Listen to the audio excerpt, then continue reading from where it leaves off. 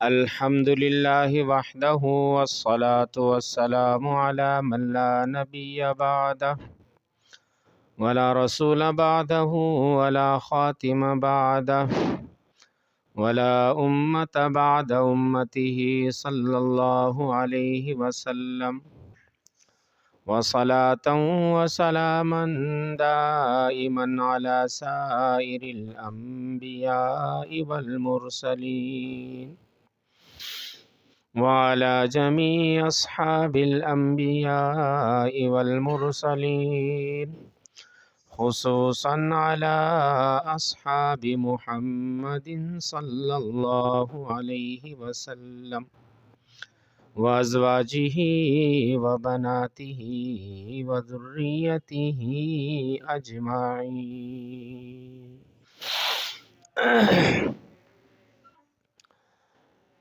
أما بعد فأعوذ بالله من الشيطان الرجيم.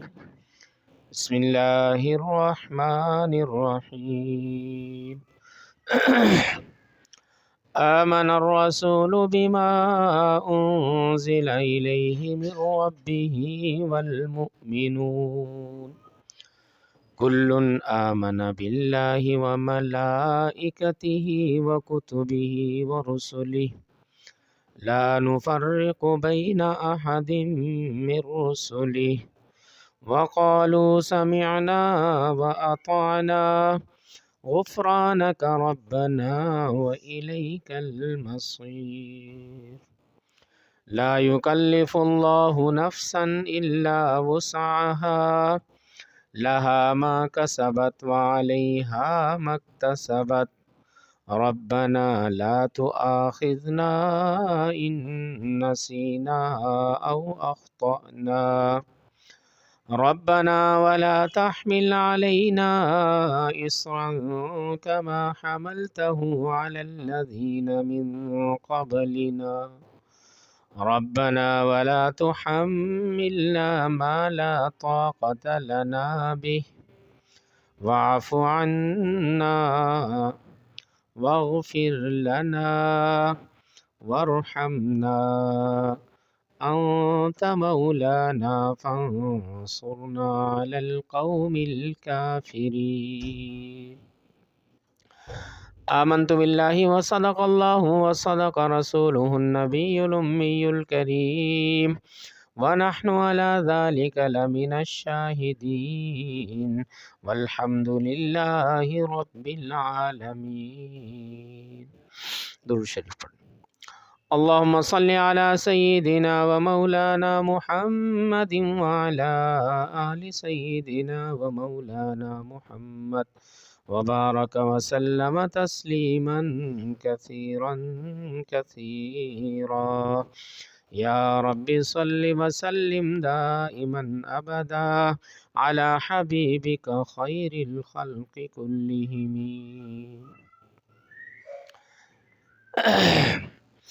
حضرات محترم، انتہائی خوش قسمتی کی بات ہے کہ ہم اللہ کی کتاب کو سننے کے لیے اور اللہ کی کتاب کو سمجھنے کے لیے یہاں اکٹھے ہوئے ہیں. یہ بہت بڑی سعادت ہے، اور حدیث میں آتا ہے کہ فرشتے ایسی مجلسوں کو تلاش کرتے ہیں. ایسے لوگوں پہ اللہ کی طرف سے خاص رحمت نازل ہوتی ہے، اور مجلس کے اختتام پر ایسے لوگوں کی مغفرت کے فیصلے ہوتے ہیں. اللہ ہم سب کو قرآن کی برکت سے اپنے محبوب بندوں میں شامل فرمائے. قرآن بندوں کو اللہ کے ساتھ جوڑنے کے لیے آیا ہے. حدیث میں ہے، حضرت علی رضی اللہ تعالیٰ عنہ کی روایت ہے، نبی کریم صلی اللہ علیہ وسلم نے ارشاد فرمایا، جس کا خلاصہ یہ ہے کہ تمام مخلوق ایک اندھے کنویں میں پھنسی ہوئی ہے. ہر شخص جان بچانے کے لیے، باہر نکلنے کے لیے ہاتھ پاؤں مارتا ہے، مگر وہ اتنا گہرا کنواں ہے کہ اپنی تمام تر کوشش کے باوجود کوئی شخص نکل نہیں سکتا، اتنے میں آسمان سے ایک رسی آتی ہے. وہ رسی بڑی مضبوط ہے، بڑی بہترین قسم کی رسی، جس کے ٹوٹنے کا کوئی خوف نہیں، اور جس نے اس رسی کو ایک بار تھام لیا اس کے ہاتھ سے اس کے چھوٹنے کا ڈر نہیں. وہ رسی اللہ کا قرآن ہے. جو اس اللہ کے قرآن کے ساتھ وابستہ ہو گیا، گویا کہ اس نے اللہ کی رسی کو تھام لیا اور وہ اپنے رب کے ساتھ جڑ گیا. اور جو اپنے رب کے ساتھ جڑ جائے پھر اللہ رب العزت اس کو دنیا میں بھی کامیاب کر دیتے ہیں اور مرنے کے بعد بھی کامیاب کرتے ہیں. برادر عزیز مولانا عبدالرازق صاحب جس ترتیب سے بھی درس دے رہے ہیں وہ سلسلہ انشاءاللہ چلتا رہے گا. وہ اپنے سسر کی فوتگی کی وجہ سے سفر پر ہیں. ان کا حکم تھا کہ میں حاضری دوں. تھوڑا بہت تعارف تاکہ بات سمجھنے سمجھانے میں آسانی ہو. 18 سال سے الحمدللہ قرآن پاک کی تفسیر کے ساتھ منسلک ہوں، لیکن اس کے باوجود ایسا نظر آتا ہے کہ جیسے دریا اور سمندر میں سے ایک قطرہ بھی اب تک نہیں پیا. حدیث میں ہے لا تنقضی عجائبہ، قرآن کے عجائبات کبھی ختم نہیں ہوتے. جتنا آپ اس میں غوطے لگاتے چلے جائیں گے آپ موتی نکالتے چلے جائیں گے. لوگوں نے زندگیاں لگا دیں قرآن کو سمجھنے سمجھانے پر، لیکن اللہ کے کلام میں اتنی گہرائی ہے، اللہ کے کلام میں اتنی تاثیر ہے، اللہ کے کلام میں معانی اور مفاہیم کے ایسے سمندر اور دریا پوشیدہ ہیں کہ کوئی بھی یہ نہیں کہہ سکتا کہ میں نے اللہ کے کلام کا حق ادا کر دیا.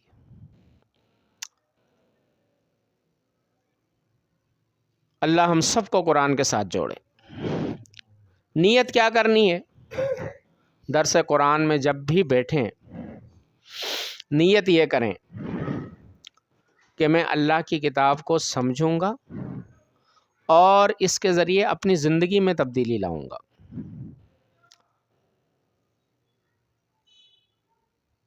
عام طور پہ ہماری نیتیں کیا ہوتی ہیں؟ کسی بھی عالم کا بیان سنتے ہیں، کسی درس میں بیٹھتے ہیں، ارادہ کیا ہوتا ہے؟ دوسرے کو سنائیں گے، گھر والوں کو سنائیں گے، دوست احباب کے سامنے وہ باریک باتیں بیان کر کے ان سے داد سمیٹیں گے. اپنے آپ کو ہم قرآن کا مخاطب نہیں سمجھتے. یہی وجہ ہوتی ہے کہ صحابہ ایک آیت سنتے تھے زندگی بدل جاتی تھی. 60 سال کا کافر قرآن کی ایک آیت سنتا تھا کایا پلٹ جاتی تھی. آج ہم سنتے ہیں، سناتے ہیں، بیان کرتے ہیں، کوئی فرق ہی نہیں پڑتا. کیوں؟ اللہ نے قرآن میں فرمایا انلزمکموہا وانتم لہا کارہون. ہم تمہیں ہدایت کیوں دیں؟ تم نے ہدایت کی نیت کب کی ہے؟ تم نے یہ چاہا کب ہے کہ قرآن کے ذریعے سے میری زندگی میں تبدیلی آئے؟ تم نے تو چاہا ہی نہیں. اس لیے جب بھی قرآن کی مجلس میں بیٹھیں، کسی عالم کے بیان میں بیٹھیں، نیت یہ ہونی چاہیے کہ میں سمجھوں گا اور اپنی زندگی کے رخ کو تبدیل کروں گا. جس طرح صحابہ سر سے پاؤں تک قرآن کے رنگ میں رنگے گئے اور انہوں نے کہا بس اللہ کا رنگ ہمارے لیے کافی ہے. صبغۃ اللہ ومن احسن من اللہ صبغہ، اللہ کے قرآن کے رنگ سے بڑھ کے کوئی رنگ ہمیں نہیں چاہیے. بالکل قرآن کی روشنی میں بدل گئے. ہم بھی یہ نیت کریں کہ ہم اپنے آپ کو تبدیل کریں گے. آپ کے سامنے یہ میں نے 2 آیتیں تلاوت کی ہیں۔ ان آیات کی ایک خصوصیت یہ ہے کہ پورا قرآن اللہ رب العزت نے نبی کریم صلی اللہ علیہ وسلم کو زمین پر عطا فرمایا۔ حضرت جبرائیل علیہ السلام آتے تھے، آپ صلی اللہ علیہ وسلم کے قلب اطہر پر قرآن کو نازل فرماتے تھے، پھر آپ اس کی تلاوت کرتے تھے، اور صحابہ کرام کی ایک جماعت بنائی تھی، 40 سے 44 تک ان کی تعداد آئی ہے۔ کاتبین وحی ان کی ذمہ داری ہوتی تھی کہ وہ اس کو لکھ لیا کرتے تھے۔ پورا قرآن اس طرح نازل ہوا، کچھ مکہ میں، کچھ مدینہ میں، کچھ سفر میں، کچھ آپ کے گھر میں۔ لیکن جب یہ 2 آیتیں دینے کا موقع آیا تو اللہ نے اپنے محبوب کو عرش پہ بلا لیا۔ سورہ بقرہ کی آخری 2 آیات یہ آپ کو عرش پر ملی ہیں، آسمانوں پر ملی ہیں۔ یہ ان کی خصوصیت ہے، اور آپ صلی اللہ علیہ وسلم کا معمول رہا کہ آپ جب بھی سونے کے لیے بستر پر تشریف لے جاتے تھے تو ان 2 آیات کی تلاوت ضرور فرمایا کرتے تھے، ان کو یاد بھی کریں۔ ان آیات میں اللہ رب العزت نے عقائد کو بیان فرمایا ہے۔ ایک ہوتا ہے عمل، ایک ہوتا ہے عقیدہ۔ عمل اسی وقت کارآمد اور مؤثر ہوتا ہے جب عقیدہ درست ہو۔ اگر عقیدہ صحیح نہیں ہے، آپ جتنی چاہے نمازیں پڑھ لیں، جتنے چاہے روزے رکھ لیں، جتنے چاہے اعمال کر لیں، کچھ بھی کرتے رہیں، عقیدہ صحیح نہیں ہے، کوئی فائدہ نہیں۔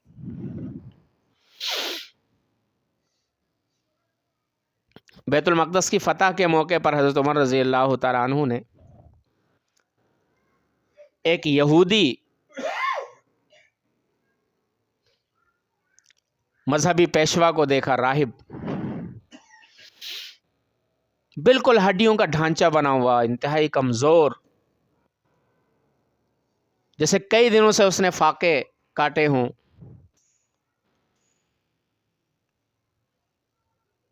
اس کو جب آپ کے سامنے لایا گیا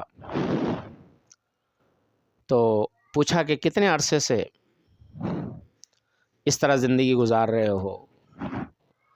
اس نے کہا کہ ایک طویل عرصہ ہو گیا ہے، پہلے لوگوں کے درمیان رہا، پھر لوگوں سے بھی دور ہو گیا، اب میں نے ایک مینار کے اوپر ایک اپنا ٹھکانہ بنوا لیا ہے، وہاں جا کے عبادت کرتا ہوں، رہبانیت میں نے اختیار کی ہوئی ہے۔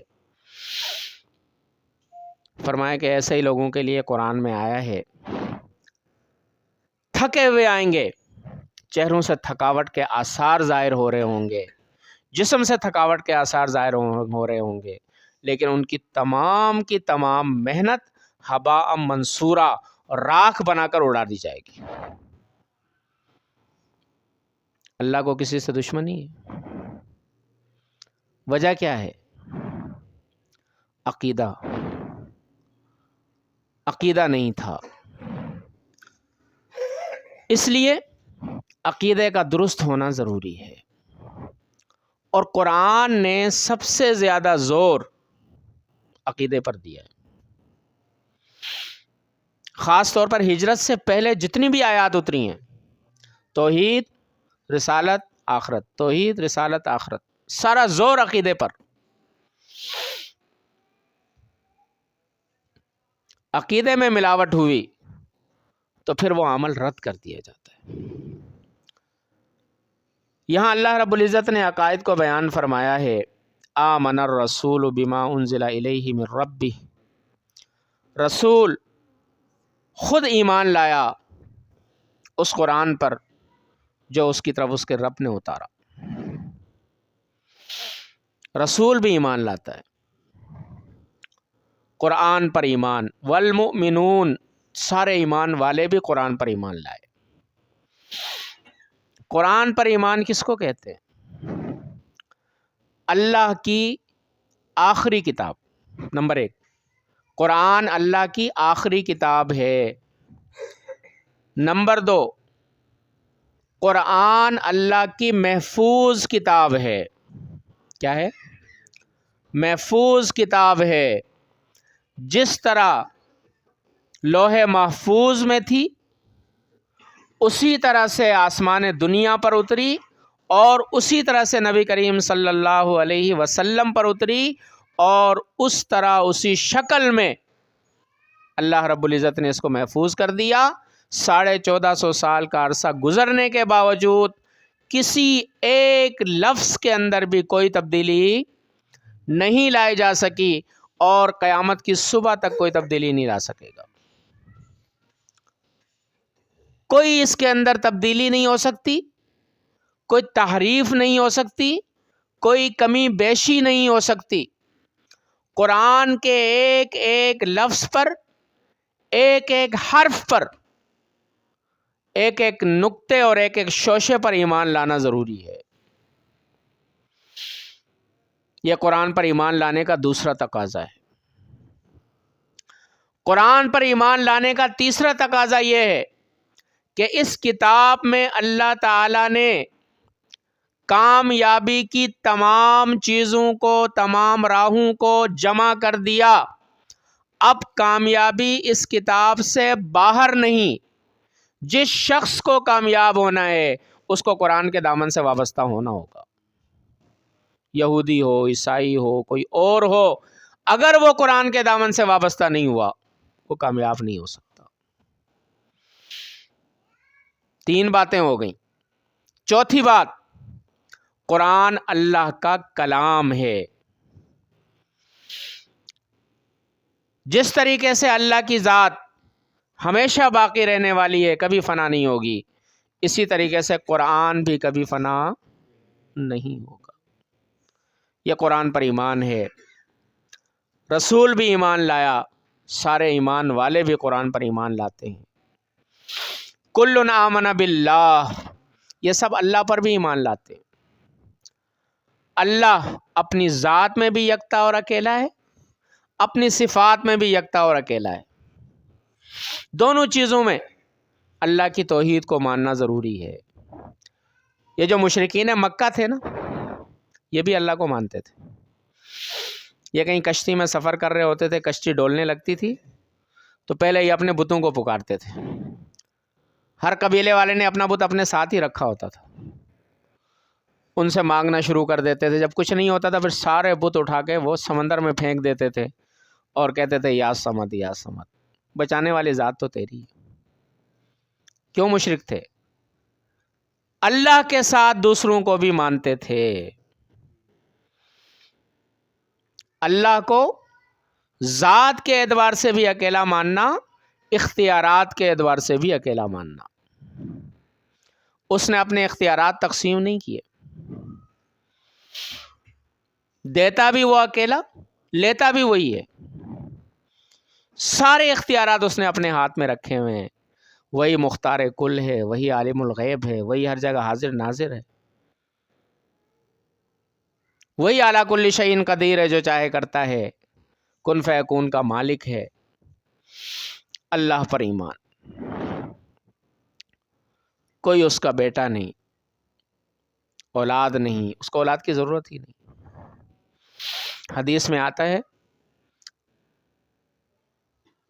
اللہ رب العزت نے فرمایا، حدیث قدسی جس میں آپ صلی اللہ علیہ وسلم کہتے ہیں کہ اللہ نے فرمایا، اس کو حدیث قدسی کہا جاتا ہے. بنی آدم نے مجھے گالی دی، بنی آدم نے مجھے گالی دی کیونکہ وہ میرے بارے میں یہ عقیدہ رکھتا ہے کہ اللہ کی اولاد ہے. آج آپ میں سے بہت ساروں نے میسج کیے ہوں گے میری کرسمس ہے، سوچا ہی نہیں ہوگا اس کا مطلب کیا ہے. اس کا مطلب ہے اللہ نے اولاد جنی، اللہ کا بیٹا ہوا. کہتے ہیں جی قباحت کیا ہے، حرج کیا ہے؟ اس ملک کے اندر عیسائی بھی رہتے ہیں، ہمارے پڑوس میں رہتے ہیں. یہ ہمارے 9 نمبر میں 9B کے اندر بہت سارے ہیں. ہمارے پڑوس میں عیسائی رہتے ہیں، وہ خوشیوں کے موقع پہ ہمیں مبارکباد دیتے ہیں اور ہماری خوشیوں میں شریک ہوتے ہیں. آج ان کی خوشی کا موقع ہے، اگر ہم نے ان کو مبارکباد دی تو کیا ہوا؟ اس خوشی کے پیچھے جو تصور ہے وہ مشرکانہ تصور ہے. اس سے میں بحث نہیں کر رہا کہ واقعی 25 دسمبر حضرت عیسیٰ علیہ السلام کی پیدائش ہے یا نہیں ہے، لیکن اگر مان بھی لیا جائے تو وہ کہتے ہیں اللہ کا بیٹا ہوا۔ اللہ کہتا ہے قل هو اللہ احد اللہ الصمد لم یلد ولم یولد، اس کا کوئی بیٹا نہیں، اس کو حاجت ہی نہیں ہے۔ تورات کے اندر، عہد نامہ جدید کے اندر حضرت عیسیٰ علیہ السلام کی جہاں پیدائش کا ذکر ہے نا، وہاں پر بھی یہ بات ہے، اور قرآن میں سورہ مریم میں تو بڑی تفصیل سے ہے کہ حضرت مریم کو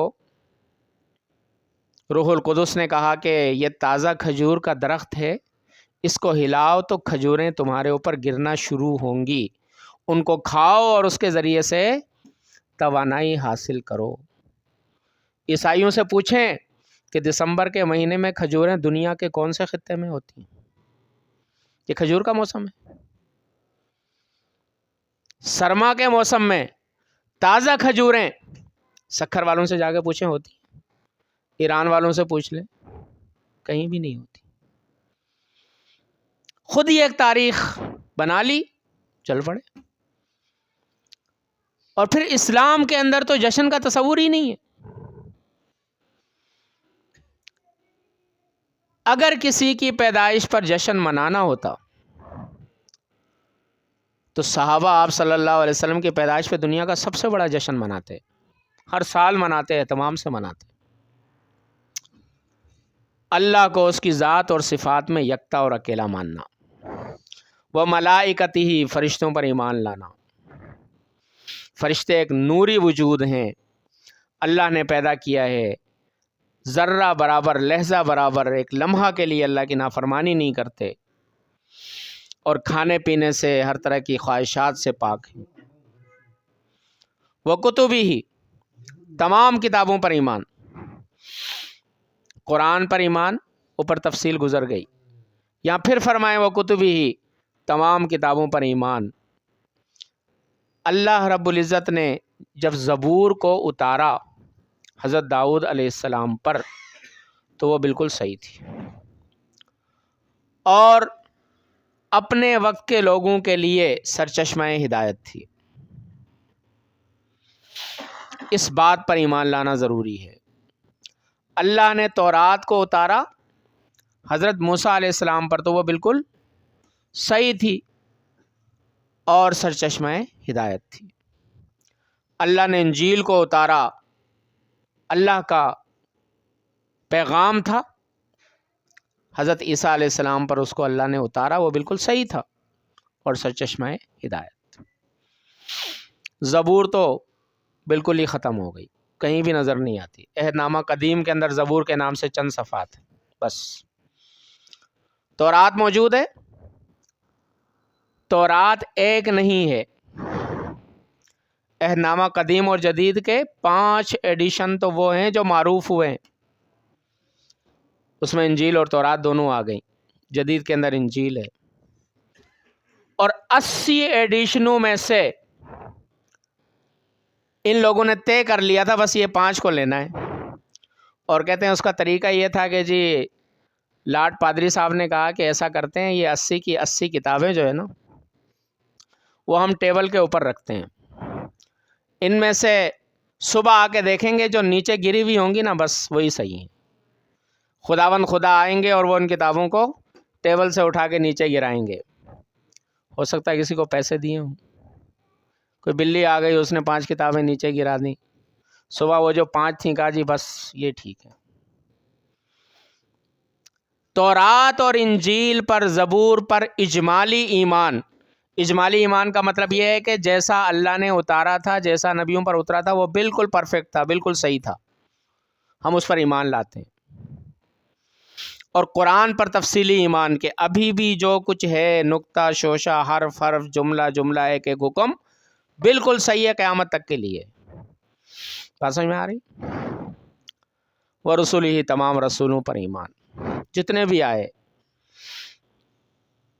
26 کا تذکرہ قرآن میں ہے، صرف 26، 1,24,000 میں سے 26 کا ذکر قرآن میں ہے، 313 کا ذکر حدیث میں ہے، کل ملا کے 400 بنا لیں۔ کچھ ایسے ہیں جن کے حوالے سے اختلافات ہیں اور حدیث میں ان کا تذکرہ آیا ہے، سب ملائیں 600 بن جاتے ہیں، آئے ہیں 1,24,000، ہمیں نام تک نہیں معلوم، لیکن ایمان لانا ضروری ہے کہ جو نبی جس دور میں آیا تھا وہ اللہ کا بھیجا ہوا تھا۔ ہمیں نام آتے ہیں تب بھی وہ صحیح تھا، ہمیں نام نہیں آتے پھر بھی وہ صحیح تھا، وہ اللہ کا بھیجا ہوا تھا۔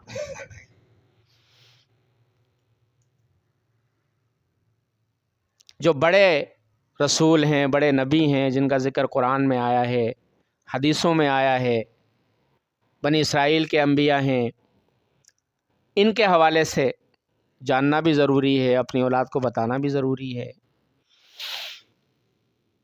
ان کے پیغام کو قرآن نے جگہ جگہ ذکر کیا ہے، اس کو پڑھنا سمجھنا بھی ضروری ہے۔ اگلی بات، لا نفرق بین احد من رسلی، کسی رسول میں ہم فرق نہیں کرتے ایمان لانے کے اعتبار سے، ایمان لانے کے اعتبار سے۔ حضرت آدم علیہ السلام پر ہم ایمان لاتے ہیں، حضرت نوح علیہ السلام پر، شیس علیہ السلام پر، شعیب علیہ السلام پر، سب پر ہم ایمان لاتے ہیں۔ ایمان کے اعتبار سے ہم فرق نہیں کرتے کہ نعوذ باللہ محمد صلی اللہ علیہ وسلم پر ہمارا ایمان 100% ہے، حضرت عیسیٰ علیہ السلام پہ 50% ہے، نہیں۔ جس طریقے سے محمد صلی اللہ علیہ وسلم کا انکار کرنے والا دار اسلام سے خارج ہے، اسی طریقے سے ایک غیر معروف نبی حضرت دانیال علیہ السلام، جن کا نام صرف حدیث میں آتا ہے، ان کا انکار کرنے والا بھی دار اسلام سے خارج۔ یہودی کیوں گمراہ ہوئے؟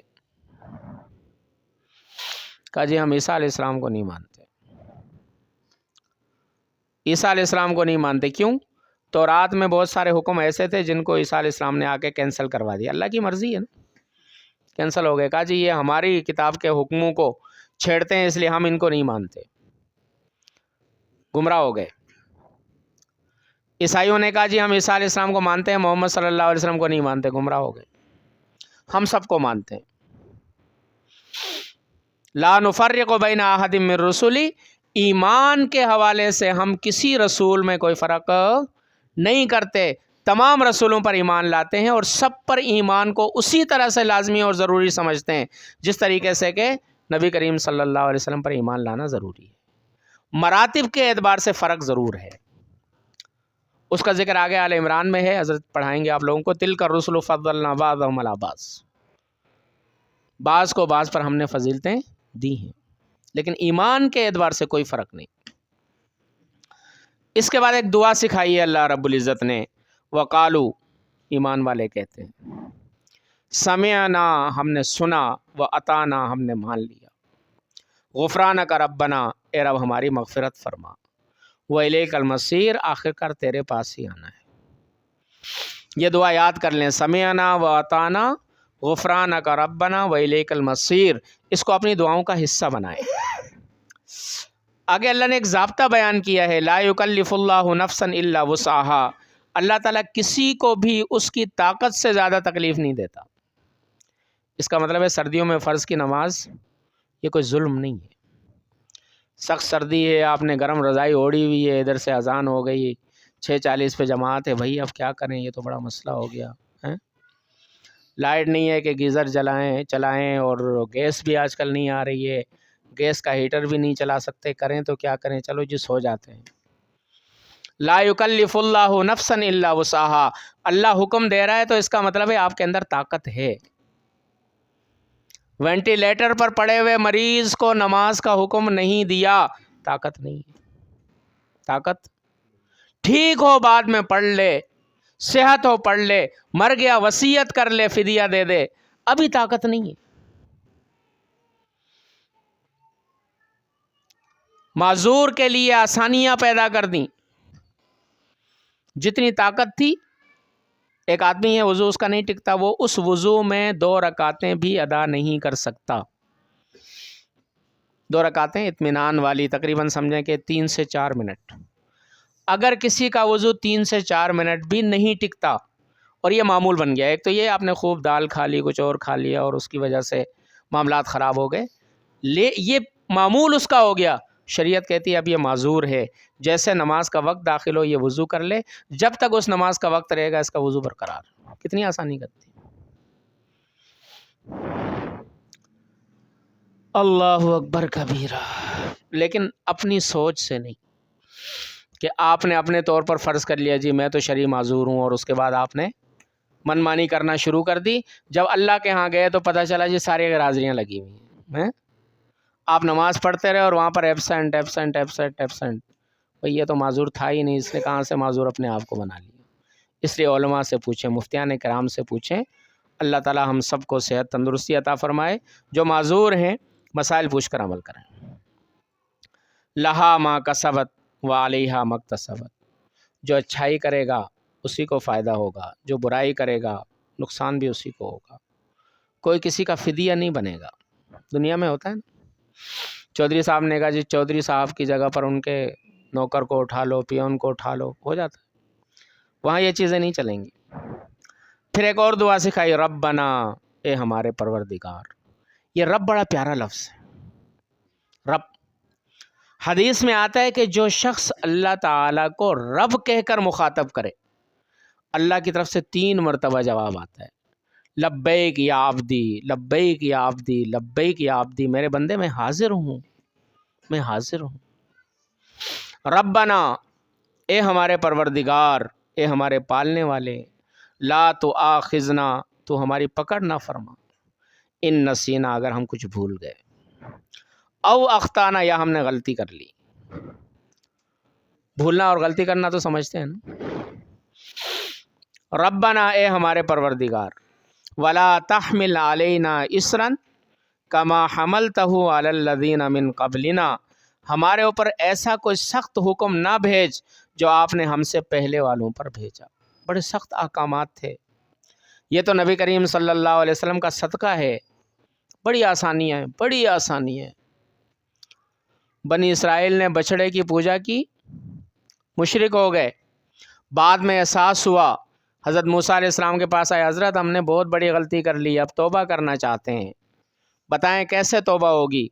فرمایا جنہوں نے بچھڑے کی پوجا نہیں کی ہے وہ ان کو جنہوں نے پوجا کی ہے قتل کریں۔ ادھر باپ سامنے بیٹا، بیوی شوہر، بھائی بھائی کے سامنے، کہ حضرت بڑا مسئلہ ہو گیا، یہ تو ہم سے نہیں ہو سکے گا۔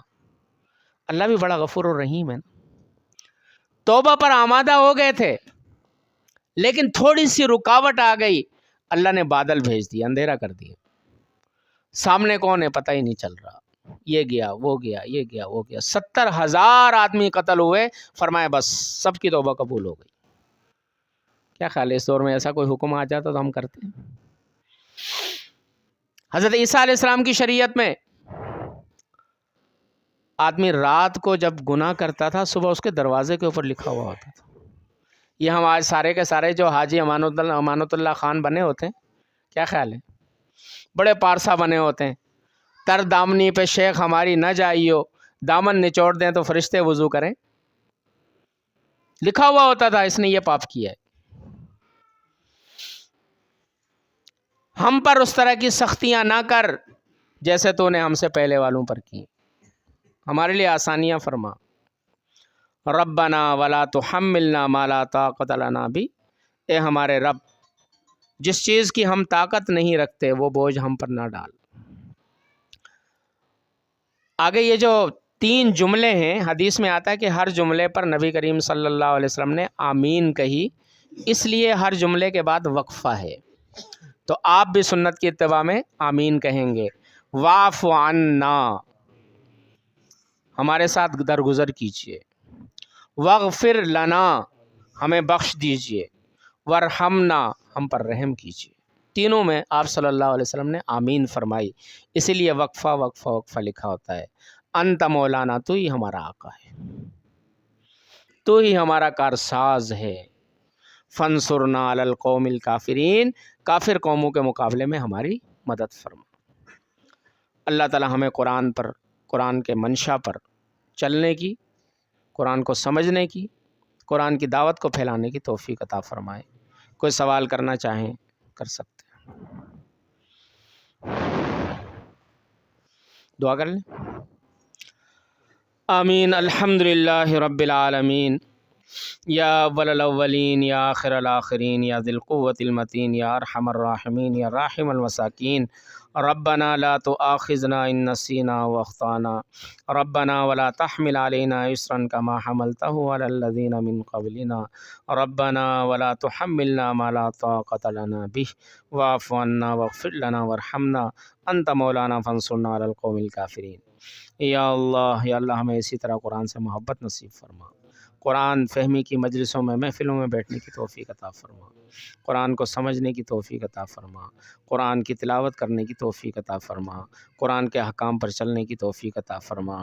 یا اللہ ہم سب کو پوری زندگی سنت شریعت کے مطابق گزارنے کی توفیق عطا فرما. یا اللہ جو پڑھا ہے اس کو ہمارے مرحومین کے لیے ایصال ثواب کا ذریعہ بنا.